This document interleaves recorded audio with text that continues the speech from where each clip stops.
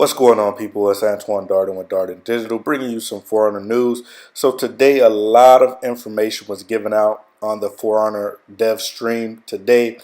Now, I did do a highlight of it. It is a ton of information that they did release. I'll put timestamps on the things that I believed were the biggest issues or the biggest things that they addressed, the things that I see a lot of people asking about. I also have the full video. If you guys want the full video, let me know. I'll either provide a link or I'll upload that also. But enough talk, let's get right into it. And I think it's important to ask you, as a producer, what are your top priorities at the moment? At the moment, I have one, and I think I don't think it will have a debate on that. It's the stability of the match when you're in a session, the level of disconnect, and not just disconnect, right? A number of times you see now the famous recovering network connection, appear way too often, and we know that, and it's something that is really frustrating, and people are like, why you're still on it? It's complicated because we need to remember that we innovate on many fronts for this game. It started with a new gameplay, a new genre of a different way of fighting with a sword, and we needed to develop a new online architecture. To be able to have all the action, reaction that was needed to really feel the intensity of the fight. And unfortunately, when you tackle innovation, you need to be ready also to face new problems that you need to learn to solve. Speaking of this, Stéphane, what was the rationale of the removal of these maps? Yeah, it was linked to performance. But when we were looking at the data, we were like, okay, why those two maps at the highest rate? So we knew that they had information there that we need to understand. And so we removed the maps, we make our investigation, we did several tests, we made many fixes. And now, yesterday, for the people who play the game, we bring back River Fort. And yes, now that was good news. Yeah, and to me, that really helped us out. So now we're looking at the data. If everything goes fine, we will bring I-Fort also. Okay, cool. So step by step, because when you start touching the architecture, even if we want to address that part of our platform, because we all want to have our platform as mature as possible, as fast as possible, but that's part of the journey we're in. One of your priorities also is improving the matchmaking experience. Oh, of course, but on any game, online game, matchmaking is always a big topic. But matchmaking, for me, we will work on that. We have a team on it. We will work on it probably for the next year. But one aspect right now that needs to get fixed very, very soon, it's the clear stats balancing. It's the hero balancing. Yeah. For me, the heart of our game, it's the balancing between the heroes, and there's so many debates about that. And we did several fixes, or we on the floor we tested a lot. Testing is huge for us right now, and Roman, our game director, will join us also in a few minutes to talk to you about all the details. But don't worry, the Peacekeeper and Warlord will get some tweak about it. Yeah. And why was the new content delayed, actually? Again, to me, it was key today to stabilize the build.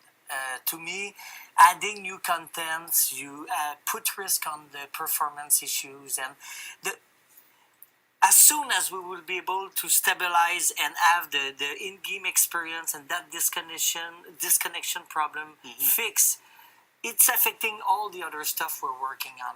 We have plenty of content ready. We have fixes there that we're working on, but from now, we won't integrate stuff that could compromise the stability and the fixing of that issue. Seems like luck is around you everywhere. So, and it was the ending of our faction war turn, and you guys, we know you didn't get the reward. We're on it.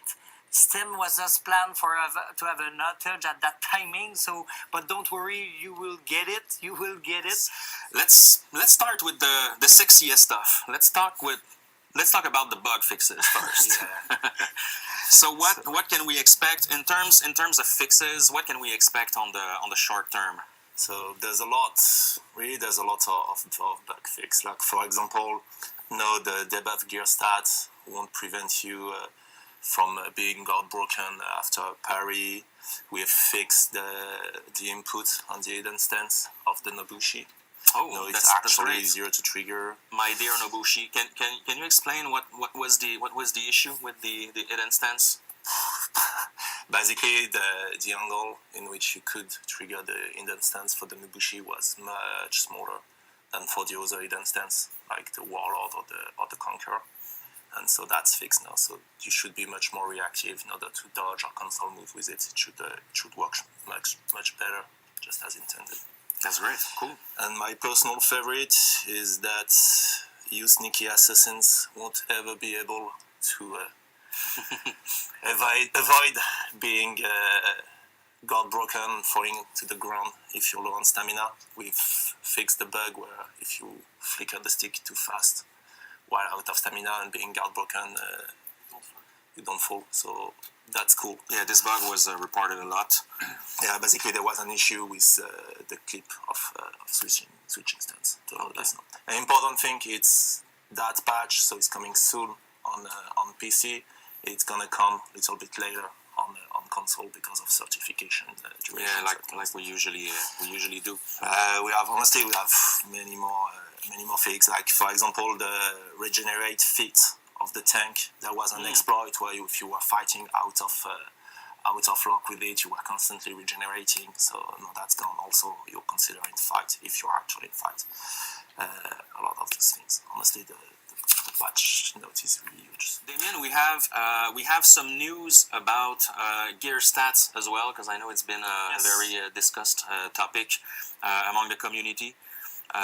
So can you tell us a little bit more about that? It's a topic we discussed quite a lot in past streams. Today the gear stats are unbalanced and mostly on the revenge side, which creates unbalanced game, which stress the matchmaking, because then you matchmake against people that can really be stronger than you because of their stats, because of their equipment.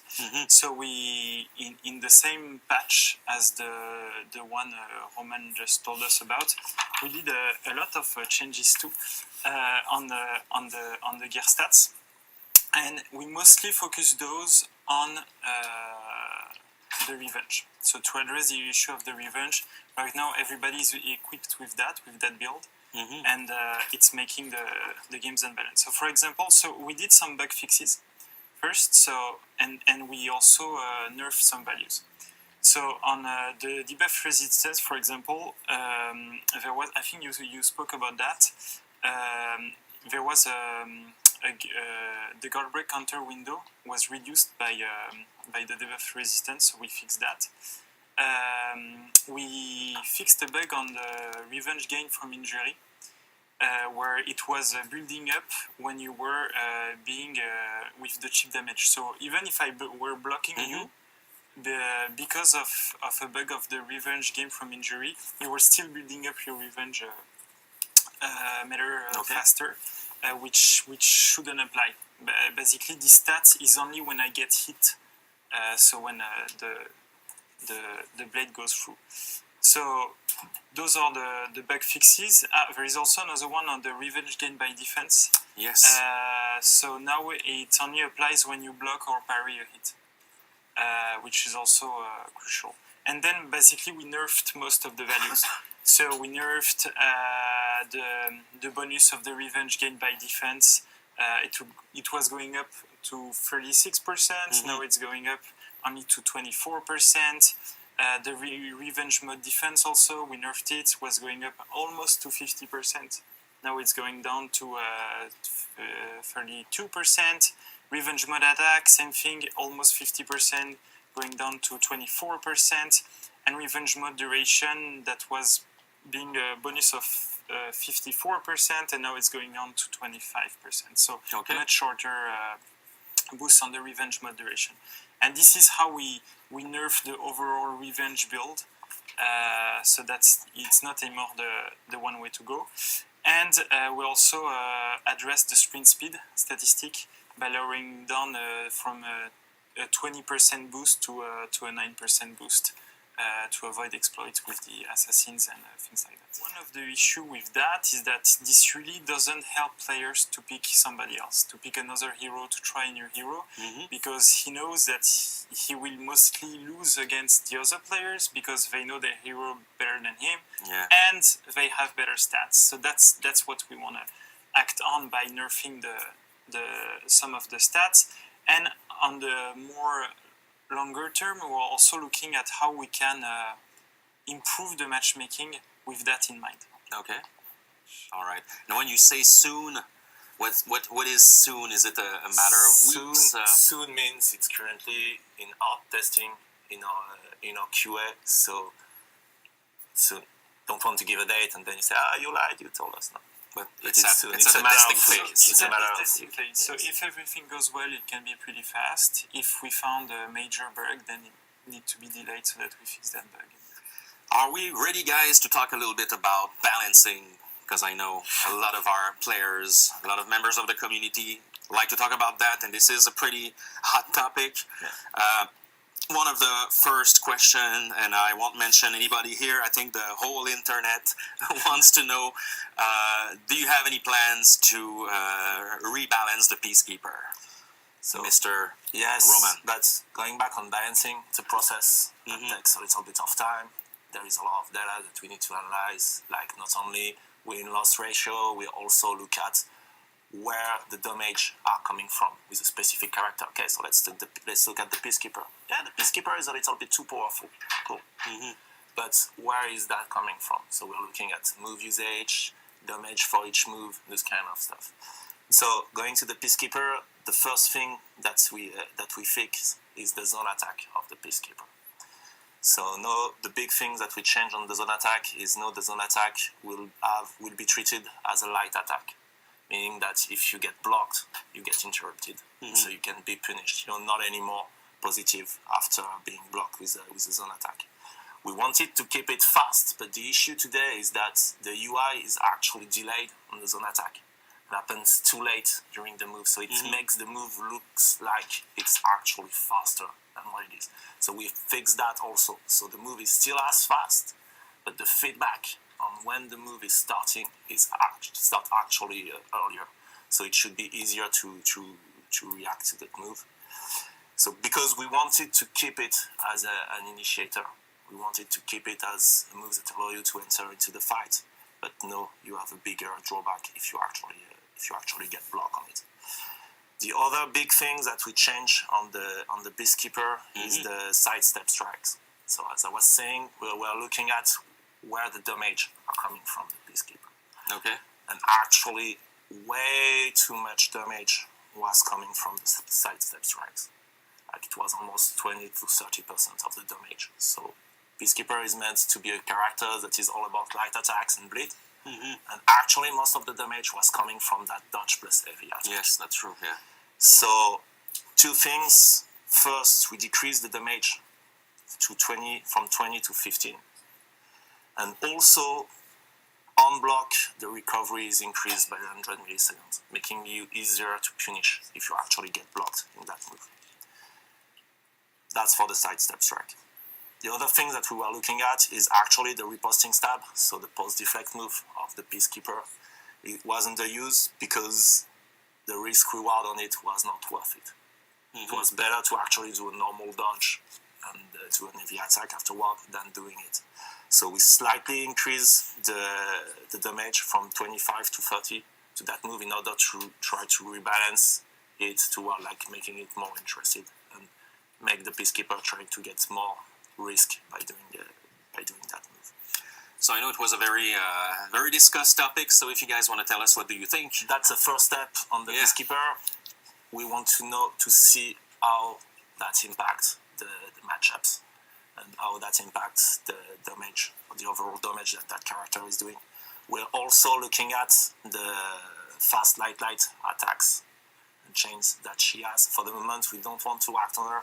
We don't want to do too many changes on her to not break her. Like at some point, we broke the Valkyrie. We want really to go step by step. But we feel that should have first big impact on her. So headbutt guy. I love him. My second he has a best strong character. Glasgow kiss. I like the guy. The Warlord. So first, we're increasing slightly the cost of stamina on the headbutt. We're increasing it from 12 to 15. But the major thing we do on the headbutt is that we increase the dodge window on it by 200 milliseconds. So that will make it much easier to evade the move. Cool. And also on miss, we've added increased delay when you miss your headbutt to then be able to attack, to also make you more punishable. That's the big change on the Warlord. The other thing we do on the Warlord is from the full block stance. No, you're not anymore able to actually trigger the headbutt directly. Just like the attack from the full block stance, you need first to block an attack with the full block stance to then be able to trigger the headbutt. One of my favorite characters getting some love is the Lawbringer with his most versatile weapon. The Lawbringer. So, a lot of changes for Let's the talk about the Lawbringer, Lawbringer, because he was actually way too low to my test. So first thing, the long arm. Now when that moves, so it's the flip move. Now when that move connects, you're gonna have a free side heavy on the guy on the corner. No top heavy. If you go for top heavy, you will be able to block or dodge or whatever, but you get your free side heavy on that move. So that should make that move much more interesting for you, especially since that heavy is a chain starter. And the chain sweep justice, so the heavy, light, heavy chain, we have decreased the timing on the light attack from 700 milliseconds to 500 milliseconds. So now it's a fucking fast light attack coming out of that chain. So you should be able to land it much more often, especially after a shove, etc. It's becoming a much more interesting move. Another thing we changed on the Lawbringer, it's we have revamped a little bit his post parry move. So now the impelling riposte is guaranteed after parry. Okay. The light riposte, so just after parry you hit the light attack, is still guaranteed, but no, it also applies a stance. And we've made the window of opportunity of that move slightly longer, so it's going to be a little bit easier to trigger it. And make way, so it's the zone attack just after a parry. Not only no, it's guaranteed, but also it has super armor and 25 damage, going up from 20 from the regular zone attack move. So his post parry options now are getting much more interesting. What else did we change on the guy? We changed the book, chapter, and verse chain, the light, heavy, light, and judge, jury, executioner, light, heavy, heavy. All of those heavy attack, whether top and side into that chain, have had the timing decrease by 100 milliseconds. So they are around 1,000 milliseconds and 900 milliseconds. Also, we have dated, we've bumped a little bit his damage. So the unblockable attack from the judge, jury, executioner chain now is 45 damage, up from 30. The light, heavy, light chain, now top heavy attack damage is increased to 35, up from 20. Side heavy damage increased to 30, up from 20. Top light finisher increased to 15, up from 10. And the side light finisher increased to 15 also, up from 8. And swift justice, heavy, light, heavy, top light attack damage is increased to 15, up from 10. And also side lights is increased to 15, up from 8. So it's a big buff of the guy. That's a lot. That's a lot for the Lawbringer. We felt he needed it. Currently with the Berserker, those were the two guys that were at the bottom of our match metrics. So that's it for that one. Again, a lot of information in this one. This was originally about a 43-minute video. I'll be releasing an even shorter one just discussing the changes that I believe will have the biggest impact on the game. So make sure you subscribe to get that one when it comes up, and to get all the latest and biggest For Honor news and from your favorite gaming news. All right, thanks for watching.